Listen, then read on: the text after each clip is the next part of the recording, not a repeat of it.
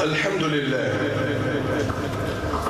الحمد لله معز الإسلام بنصره ومذل الشرك بقهره ومصرف الأمور بأمره ومزيد النعم بشكره. جعل الأيام دولا بعدله والعاقبة للمتقين بفضله وأظهر دينه على الدين كله. نحمده على القدر خيره وشره ونشكره على القضاء حلوه ومره. أنعم على العاصي بستره ورزق الكافر مع كفره. ومن آياته أن تقوم السماء والأرض بأمره. وأشهد أن لا إله إلا الله وحده لا شريك له شهادة ندخرها ليوم لا تظلم نفس شيئا وإن كان مثقال حبة من خردل أو ذرة. وأشهد أن محمدا عبده ورسوله أرسله ربه بالهدى ودين الحق ليظهره على الدين كله. صلوات الله عليه وسلامه ما همت الأمطار وجرت الأنهار وعلى آله وأصحابه الأبرار لا سيما أبا بكر صاحب الغار وعمر فاتح الأمصار وعثمان شهيد الدار وعليا قامع الأشرار والمهاجرين والأنصار والمتقين الأبرار. ما تعطرت الأفواه بالصلاة والسلام على المختار.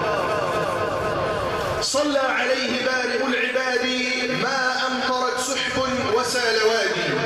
يا أيها الذين آمنوا اتقوا الله حق تقاته ولا تموتن إلا وأنتم مسلمون واتقوا يوما ترجعون فيه إلى الله. أما بعد معاشر الإخوة الأفاضل، حياكم الله وأحياكم وطبتم وطاب ممشاكم وتبوأتم من الجنة منزلا. ثم أما بعد، إنه منذ فترة ومنذ زمن والأمة تشتكي أزمات ونكبات وأوجاع. أزمة في أمراض شديدة قد انتشرت بين المسلمين، وأزمة في الاقتصاد، أزمة في غلاء الأسعار، أزمة وأزمة وأزمة، أزمات وأزمات تلو أزمات. وإن الأزمة الحقيقية إخوتي والله، الأزمة الحقيقية التي نحن الآن أحوج ما نكون فيه إليها، الأزمة التي ربما تغافل عنها كثير من الناس، هي أزمة يقين في الله رب العالمين. لو أن الأمة وثقت في ربها سبحانه وتعالى لطبقت شرع الله عز وجل ولرزقها الله، لأن الذي خلق هو الذي تكفل بالرزق سبحانه وتعالى، بشرط أن نطبق شرعه، بشرط أن نشكر الله عز وجل على نعمه وآلائه. وإذ تأذن ربكم لئن شكرتم لأزيدنكم ولئن كفرتم. ما هو الكفر الآن؟ الكفر هو التحاكم لقوانين وضعية، هو التحاكم لمنظمات شرقية وغربية. هذا هو الكفر بالله والكفر بنعم الله والكفر بحكم الله عز وجل.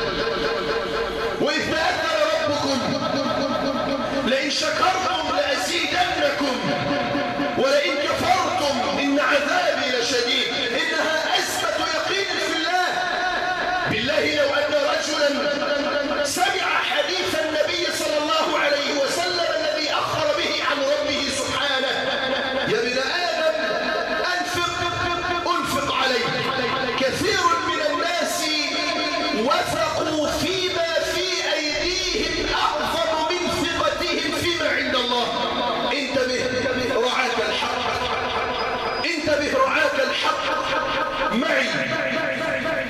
إن الناس إذا أخبرتهم بحديث يا ابن آدم أنفق عليك، أي الذي سيتولى الإنفاق عليك من وسعت خزائنه السماوات والأرض. الذي سينفق عليك هو من؟ الله سبحانه وتعالى في عليائه، هو الذي تكفل بالرزق، هو الذي تكفل بذلك.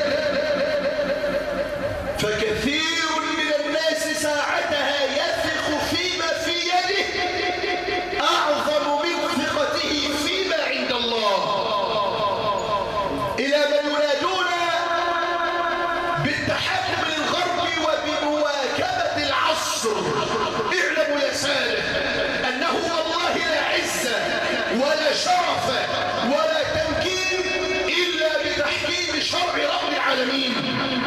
دعنا نقول عن تحكيم الشريعة رجعية،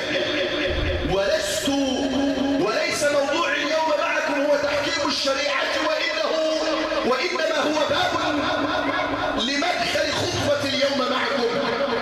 إن الذين يقولون إنها قوانين سترجعنا إلى الخلف آلاف السنين، أقول لك دعنا نكون رجعيين. ليتنا والله نرجع، ليتنا والله نحكم شرع الله ونكون رجعيين كما يدعي كثير من الأقسام اللئام. دعنا نرجع إلى من؟ إلى زمن النبي وإلى زمن أصحابه وما ربى عليه أصحابه. نرجع إلى من؟ نرجع إلى زمن أبي بكر الصديق وعدله. نرجع إلى من؟ إلى زمن عمر، إلى زمن عثمان، إلى زمن علي، إلى زمن الحسين، إلى زمن عمر بن عبد العزيز. نرجع إلى من؟ نرجع إلى زمن خالد، زمن العزة، زمن الكرامة. نرجع نكون رجعيين. نرجع لمن؟ نرجع لمعاوية بن أبي سفيان الذي حكم الدنيا بأسرها وأسعدت الدنيا مشرقا ومغربا لحكمه. نرجع لمن؟ دعنا نكون رجعيين. إي والله لعلنا نتهم بالرجعية حقا. نرجع للدولة الأموية، للدولة العباسية. دعنا نكون رجعيين، نحكم الشريعة كما حكموا هؤلاء وعلى يقين بأن الرازق الله. اعلموا يا سادة أنه والله مهما اشتدت القبضة الأمنية لتعيش الناس في أمن وأمان ورغد وهنأ واستقرار، والله ما استطاعوا، لأن الذي تكفل بالرزق هو الذي تكفل بالأمن. قال ربي وأجل القول قول ربي. قال الله عز وجل فليعبدوا رب هذا البيت الذي أطعمهم من جوع وآمنهم من خوف. فالذي يبسط الأمن والأمان بين الناس هو الله ولا أحد غيره. فمهما اشتدت القبضة الأمنية ومهما حاولوا بشتى الصور وبشتى الوسائل لن يستطيعوا أن ينشروا الأمن والأمان بين الناس. فالذي تكفل بنشر الأمان بين الناس هو الله. فعودوا إليه إخوتي. اليقين ما اليقين؟ اليقين لغة هو العلم الذي لا شك فيه. اليقين لغة هو العلم الذي لا شك فيه. اليقين اصطلاحا هو اعتقاد الشيء بأنه كذا مع الاعتقاد بأنه لا يمكن إلا أن يكون كذا.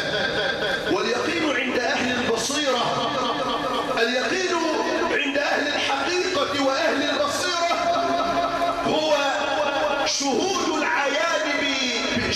العيان بقوة الإيمان لا بالحجة والبرهان. رؤية العيان بقوة الإيمان لا بالحجة والبرهان. وسريعا معي تعالوا، ما هو اليقين وما هي درجاته؟ درجات اليقين ثلاثة كما ذكرت في كتاب ربي: علم اليقين وعين اليقين وحق اليقين. وعلم اليقين هو ما سمعه الإنسان بالخبر أو النبأ وصدقه. وعين اليقين هو ما شاهده الإنسان بعينه وباشره بنفسه. أما حق اليقين هذه منزلة عليا. حق اليقين هو كمن مس الشيء بيده وشاهده وحاضره. ومثال الأول مثال علم اليقين كأن يسمع الإنسان بأن هناك عسل وصدق المخبر دون أن يشاهد وأن يباشره بيده. أما المرتبة الأعلى منها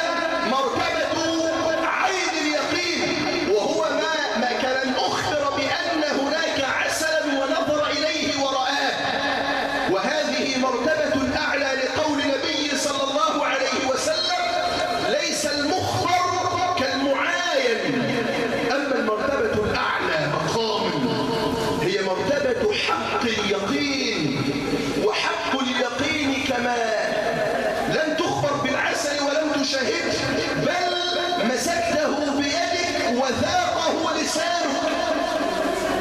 وهذا من باب قول القائل ليس المخبر كما قلنا ليس المخبر كالمعاين، وفي قوله قول عامة الناس ليس من ذاق كمن سمع، وهذه أعلى مقام. لما الحديث عن اليقين؟ تعال معي أولا إلى فضل اليقين. أول فضل من فضائل اليقين إذا ترسخ في قلب العبد هو غفران الذنوب.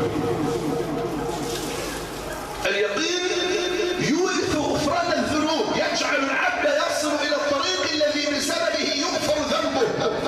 في الحديث عند أبي هريرة أن النبي صلى الله عليه وسلم أخبر قائلا: كان في من كان قبلكم رجل أسرف على نفسه ثم جمع بنيه قبيل وفاته وقال: يا بني إن أنا مت فحرقوني ثم اسحقوني ثم أتوا في يوم عاصف فذروني أو فذروا نصفي في اليم ونصفي في البحر، فلئن قدر علي الله ليعذبني عذابا ما عذبه أحدا من العالمين. قد يقول قائل: أيا شيخ، هل هذا الحديث يستدل به على اليقين؟ أقول لك: نعم. كيف وهو يشك في الله؟ لا شك في الله، وإنما لما قال النبي صلى الله عليه وسلم قال: حمله على ذلك الخوف. فاليقين يورث في القلب الخوف، يورث في القلب الخشية، يورث في القلب الحياء من رب الأرض والسماء. فلئن قدر علي ربي ليعذبني عذابا ما عذبه أحدا من العالمين. قال الله لعبدي: ما حملك على ذلك؟ قال: خشيتك يا ربي وأنت أعلم. نعم، لو أن الناس حين عصوا الله سبحانه وتعالى وتجرأوا على الله علموا علم اليقين أن الله يراهم وأصروا على ذلك، سيعلموا علم اليقين أنهم موقوفون بين يدي الله.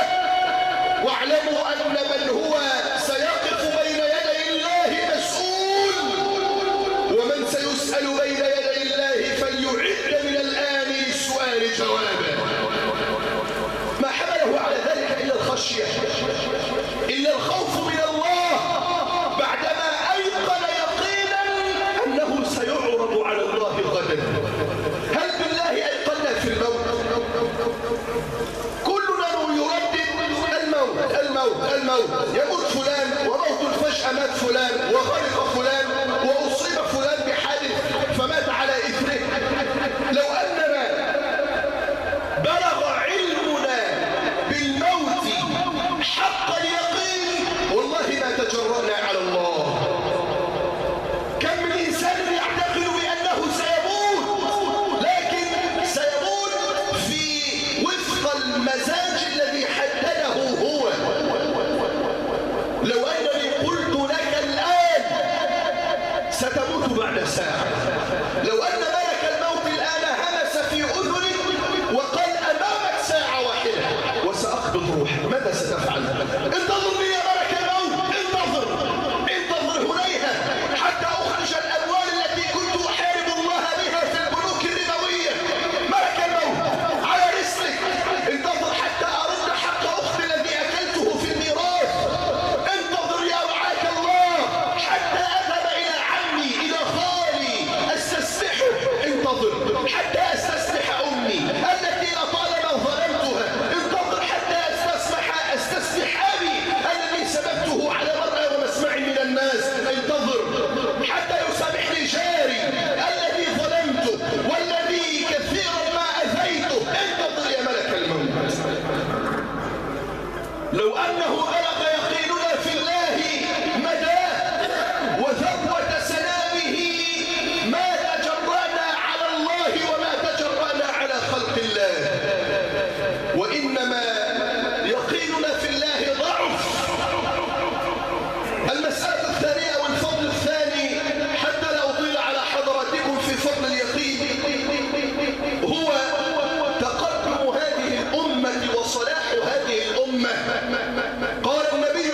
المصطفى صلى الله عليه وسلم كما عند ابن ماجه وغيره من أصحاب السنن قال صلى الله عليه وعلى آله وصحبه وسلم إنما صلح هذه الأمة بالزهد واليقين ويهلك آخرها بالبخل والأمل.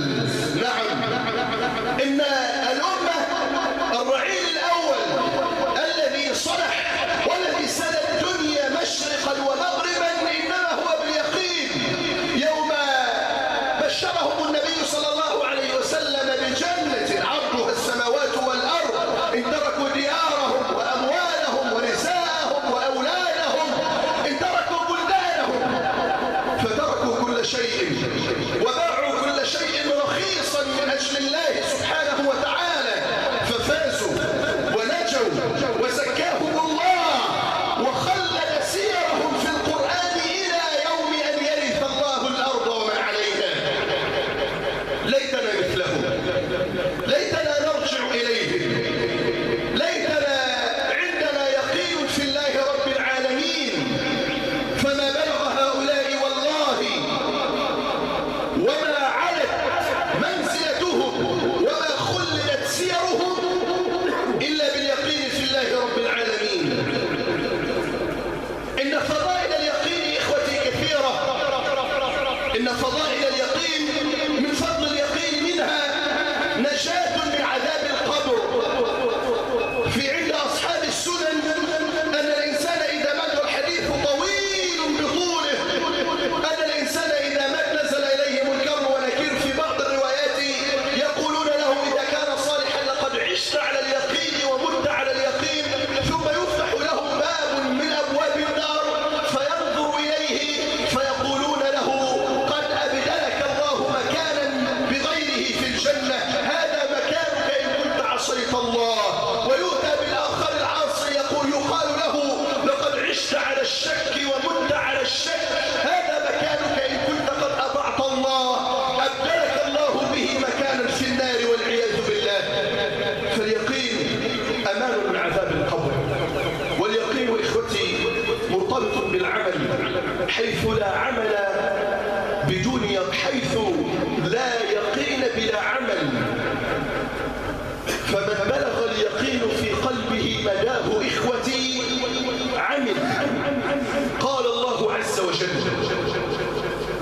الذين يقيمون الصلاة ويؤتون الزكاة وهم بالآخرة هم يوقنون.